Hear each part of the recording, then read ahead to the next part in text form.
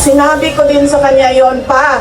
Sabi ko, yung kagustuhan mo na umuwi, yan din yung katapusan ng buhay mo. Magiging Ninoy Aquino Jr. ka. Kung ipipilit na makauwi ng Pilipinas, baka matulad ka sa nangyari kay dating Senador Benigno Ninoy Aquino Jr. Mga kababayan, magandang gabi sa inyong lahat. Breaking news po ito. Itong sinabi po ni BP Sara tungkol po dito kay Tatay Digong na kung makauwi ito ay posibleng magaya ito kay Benigno Aquino Jr. na tatay ni Noynoy, mga kababayan. Grabe. Talagang matindi itong revelasyon na ito, mga kababayan. Nakita nyo naman yung sinabi ni BP Sara. Makapanindig balahibo ito. Kayo po, mga kababayan, ano pong masasabi nyo dito? Ano pong reaction nyo? Di ba, mga kababayan? Grabe na talagang nangyayari dito sa ating bansa, sa politika natin, na maaring posibleng mangyari kay Tatay Digong kung makauwi ito. Tuloy-tuloy po ang kahilingan po ng mga kababayan natin, lalong-lalo na po yung mga patuloy na sumusubaybay at sumusuporta kay PRRD. Buong Pilipinas po ay iba't iba po na lugar ang nagsasagawa ng mga rally po, mga kababayan, na hinihiling na makauwi si Tatay Digong. Yun nga lang, mga kababayan, ang inaalala po ng pamilya ni Tatay Digong, lalong-lalo na po si BP Sara, na kung makauwi si Tatay Digong, posible daw na ito na yung katapusan ng buhay ni Tatay Digong dito. Grabe, ano? Hindi kasi posibleng mangyari ito, mga kababayan, dahil po alam nyo naman itong nangyari kay Tatay Digong, no? Na kahit anong posibleng mangyari, nag-a-advance na po ng malupit si BP Sara. Kasi baka posible ito, mga kababayan, Anong masasabi niyo po? 'Di ba? Yung nangyari nung kay nung panahon po ni Apple Lakay, si Benigno na nagsasalita po doon sa ibang bansa, na talagang isa pong number 1 na kritiko ng rehimeng Marcos noon. Nung umuwi itong si Benigno Aquino, hindi na po nakalapag ng airport itong si Benigno Aquino, na hanggang ngayon, mga kababayan, ay hindi po matukoy ang salarin dito. Talagang matindi itong kaganapan na nangyayari ngayon. Alam niyo, mga kababayan, itong nangyari kay Tatay Digong ay matindi po ito.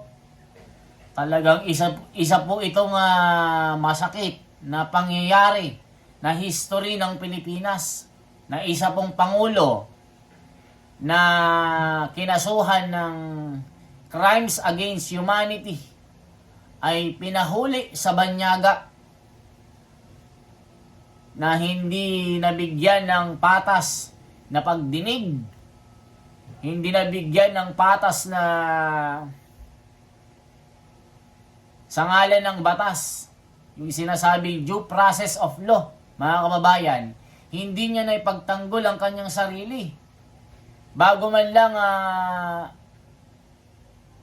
magbiyahe ito sa dahig, kung saan doon siya lilitisin. At kung mapatunayan ito, doon na rin siya makukulong, mga kababayan. Matindi po itong pangyayaring ito, na talagang yung mga kababayan natin na nagluluksa sa pagkahuli ni PRRD.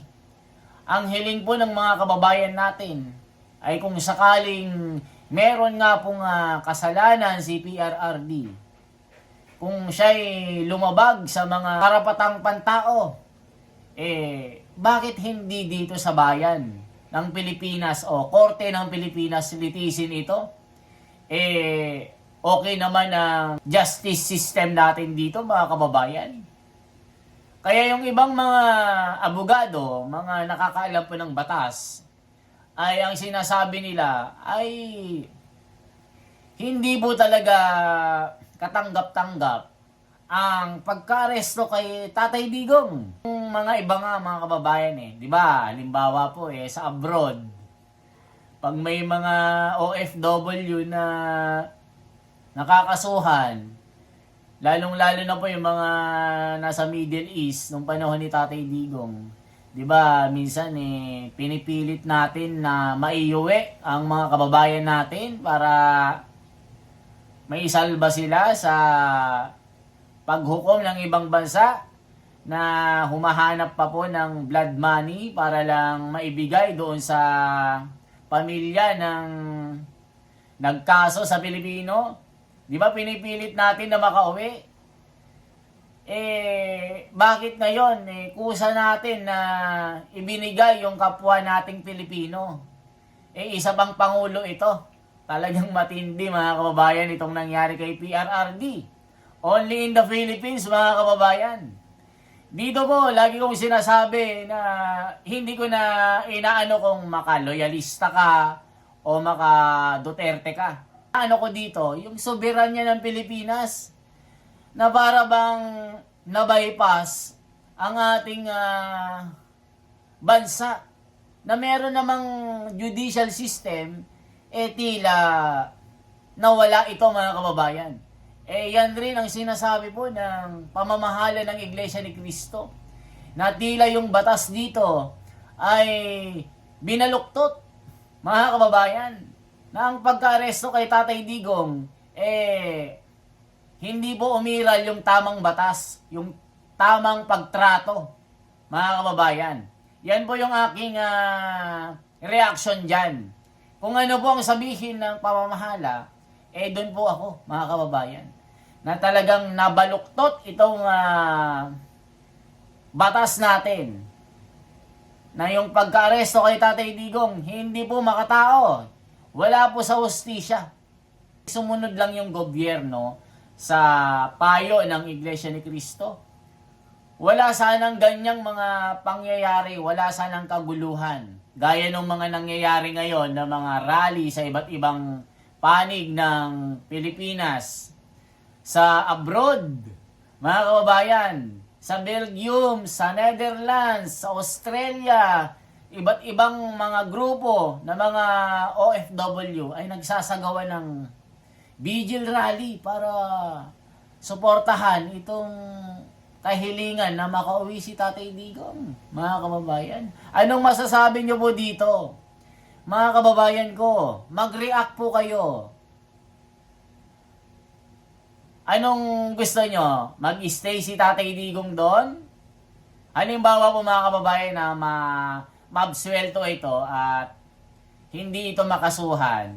Anong gusto nyo? Mag-stay muna doon for the sake of his life na baka nga maari na may mangyari sa kanyang masama na baka magaya ito kay Benigno Aquino, mga kababayan. Ano sa tingin nyo? I-comment nyo po sa baba mga kababayan na. Pero para sa akin po mga kababayan, ipag-pray natin ang kaligtasan ni PRRD bilang Pangulo ng Pilipinas para po magkaroon tayo ng peace of mind. I-pray po natin sa Panginoon na sana gabayan niya po si Tatay Digong. Alam natin na kung may kasalanan man ito sa batas ng tao, Diyos na po ang paparusa kay Tatay Digong. Sana po, kung sakali man na may kasalanan siya, litisin dito sa Pilipinas. Yun lamang po yung akin mga kababayan. Patuloy po tayo sa panalangin na si Tatay Digong ay maging maayos, lalong-lalo na po ang kanyang kalusugan. Mabuhay po.